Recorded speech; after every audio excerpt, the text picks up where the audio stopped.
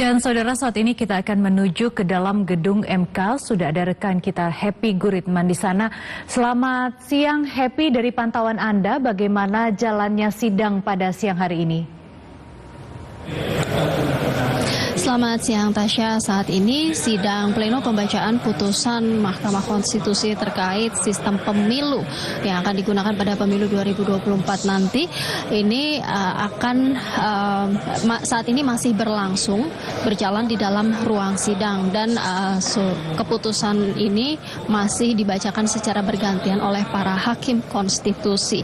Namun kalau kita ambil intinya dari sidang yang sudah berjalan sejauh ini, dari 8 norma yang dimohonkan oleh pihak pemohon menurut Mahkamah Konstitusi atau MK, pada intinya norma yang dimohonkan ini bertumpu pada satu pasal, yakni pasal 168 ayat 2 Undang-Undang Nomor 7 Tahun 2017 tentang pemilihan umum, yang intinya pada pasal itu menyatakan sistem pemilu untuk pemilihan legislatif ini dilaksanakan dengan sistem proporsional terbuka, yang menurut pemohon pasal tersebut bertentangan dengan Undang-Undang Dasar 1945 karena dianggap sebagai kebebasan yang kebablasan dan mengancam ideologi Negara Kesatuan Republik Indonesia NKRI. Tadi MK juga sempat menjabarkan mempertimbangkan dari masing-masing pandangan para pihak-pihak terkait yang sudah disampaikan dalam sidang-sidang sebelumnya. MK juga sempat menjabarkan kelebihan dan kekurangan dari masing-masing sistem pemilu, baik itu sistem pemilu proporsional terbuka maupun sistem pemilu proporsional tertutup, yang pada kesimpulannya MK berkesimpulan bahwa sistem proporsional terbuka ataupun tertutup ini memiliki kelemahan dan kelebihannya masing-masing. Artinya apapun sistem pemilu yang nanti akan dipilih dan diterapkan di pemilu 2024 ini akan tetap dilekati atau melekat kelebihan dan kekurangannya yang masing-masing seperti yang dijabarkan oleh MK tadi, yang kemudian itu harus diterima oleh semua pihak.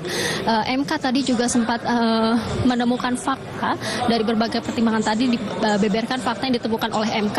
Ini ada bukti-bukti pendukung soal sistem pemilu yang memilih calon legislatif, kemudian dari dokumen-dokumen sebelumnya ada aspirasi rakyat untuk memilih langsung wakil rakyat, memilih orang individu untuk mewakili rakyat, bukan memilih partainya. Mungkin ini menjadi salah satu pertimbangan juga, tapi kita masih belum sampai pada keputusan itu karena kita masih menunggu apa keputusan dari MK. Tadi juga MK sudah menyinggung kembali soal putusan sebelumnya di tahun 2008. Menurut MK di putusan tersebut untuk menentukan sistem pemilu yang akan digunakan itu bukan MK yang menentukan, karena pada putusan 2008 MK ini hanya mempertegas kembali sistem pemilu proporsional terbuka dengan persyaratan jumlah suara terbanyaknya. Dan MK juga punya pendapat soal petitum permohonan yang menyebutkan sistem proporsional terbuka berbahaya dan mengancam ideologi NKRI. Menurut MK, sistem pemilu tidak merusak ideologi. Kita masih akan mengikuti apa yang disampaikan oleh MK dalam surat putusannya hingga pada putusannya nanti. Untuk saat ini kita akan kembali dulu ke Anda, Natasha. Baik, Happy Guritman melaporkan langsung dari dalam gedung MK Jakarta. Terima kasih Happy, selamat bertugas kembali.